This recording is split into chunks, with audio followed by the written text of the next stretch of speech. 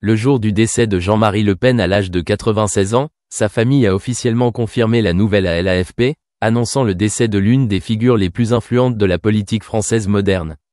Cet événement marqua non seulement la fin d'une époque de l'histoire politique française, mais aussi un choc pour ceux qui avaient été associés au Front National, le parti politique dont il était membre et qu'il avait fondé et dirigé pendant des décennies.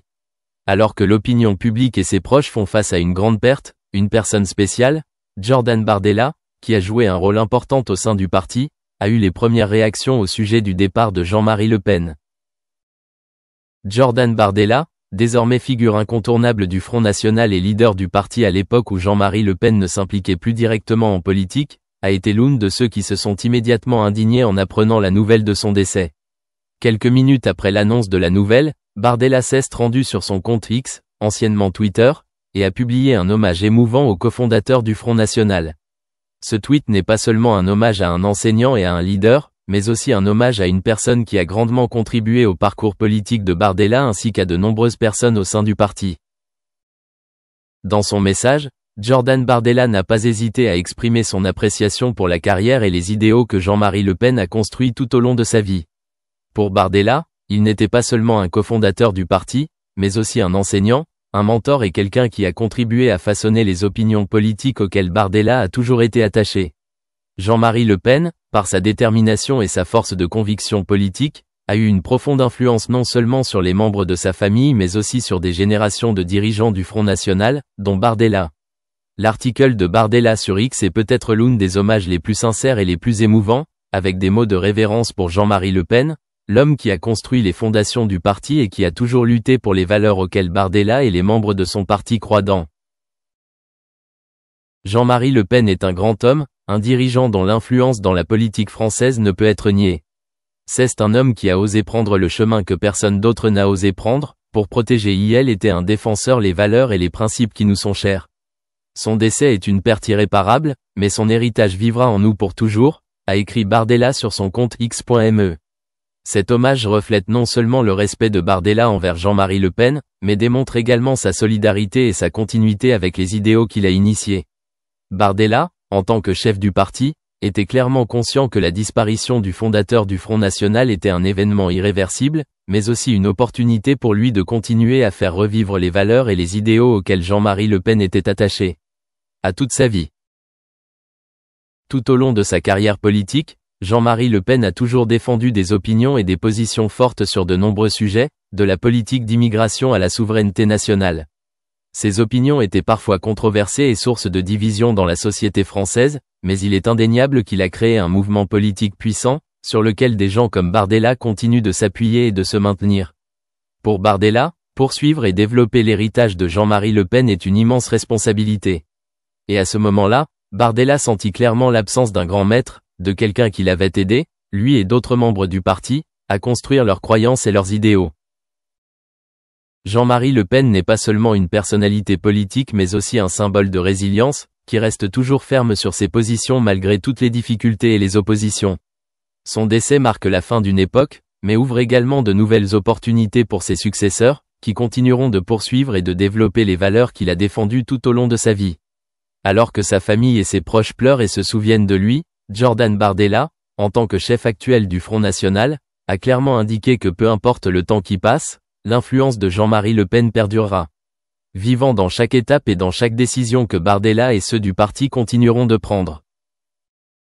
L'hommage de Bardella sur le compte X est un acte symbolique, montrant que même si Jean-Marie Le Pen n'est plus présent dans ce monde, les idéaux qu'il poursuivait et les traces qu'il a laissées derrière lui ne le sont pas. Les traces qu'il a laissées derrière lui vivront à jamais dans les cœurs et les âmes. L'esprit de gens comme Bardella. La disparition de Jean-Marie Le Pen est non seulement une perte pour sa famille, mais aussi pour un mouvement, une génération de politiciens qui ont suivi le chemin qu'il a tracé. Jean-Marie Le Pen, icône de la politique française et fondateur du parti Front National, est décédé en 2025, laissant un profond héritage dans le pays et parmi ses partisans. Fort d'une longue carrière, Jean-Marie Le Pen s'est consacré à son pays non seulement en tant qu'homme politique, mais aussi en tant que soldat ayant combattu dans les guerres des Indochine, d'Océan et des Algérie. En particulier, durant ses années de service dans l'armée française, il a non seulement contribué à la victoire mais aussi protégé les valeurs du pays, notamment son identité et sa souveraineté. Jean-Marie Le Pen n'est pas seulement un homme politique, mais aussi un soldat, un guerrier qui s'est dévoué aux idéaux de son pays. À l'annonce de son décès, Jordan Bardella, l'une des héritiers et successeurs de l'héritage politique de Jean-Marie Le Pen, n'a pu s'empêcher d'exprimer ses plus sincères condoléances et son respect à son professeur et à ses aînés.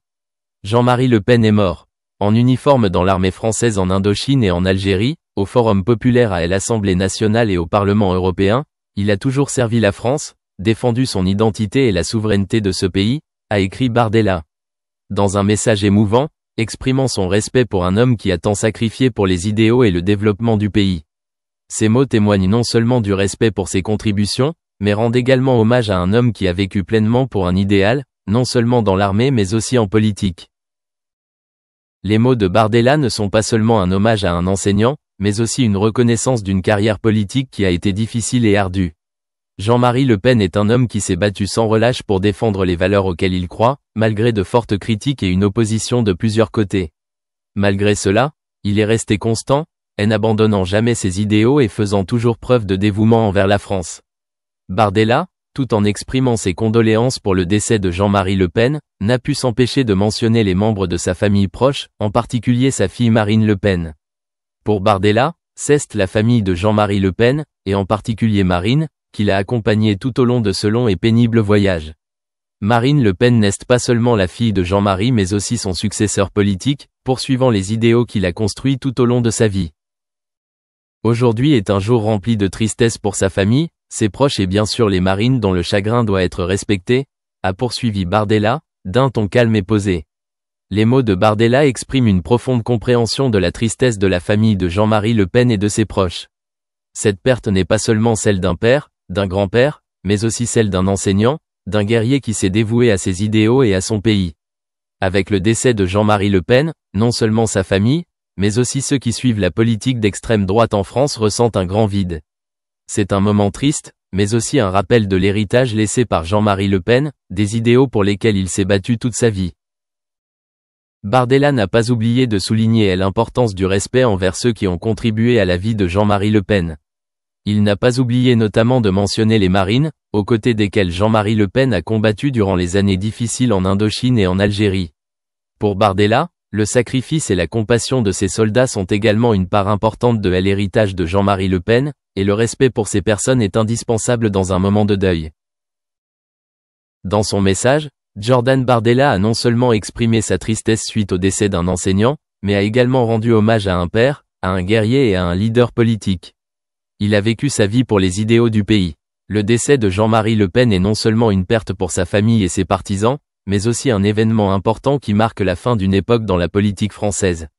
Les mots de Bardella sont poignants et donnent à réfléchir, nous rappelant la contribution de Jean-Marie Le Pen et l'importance de continuer à défendre les valeurs auxquelles il a consacré. On apprend au détour de quelques pages Google qu'il exerce des fonctions qui sont loin d'être accessoires d'hypnothérapeute, alors que c'était une activité qui n'était pas du tout déclarée et pour lequel on sentait qu'il prenait la tâche de ses fonctions de professeur des écoles pour avoir une clientèle dans le cadre de sa fonction d'hypnothérapeute, puisqu'il avait lui-même dit dans un courrier que s'il était révoqué, il perdrait tout crédit auprès de sa clientèle. Donc je vois pas trop le lien qu'il a pu faire entre ses missions de prof des écoles et d'hypnothérapeute pour en faire cette déduction.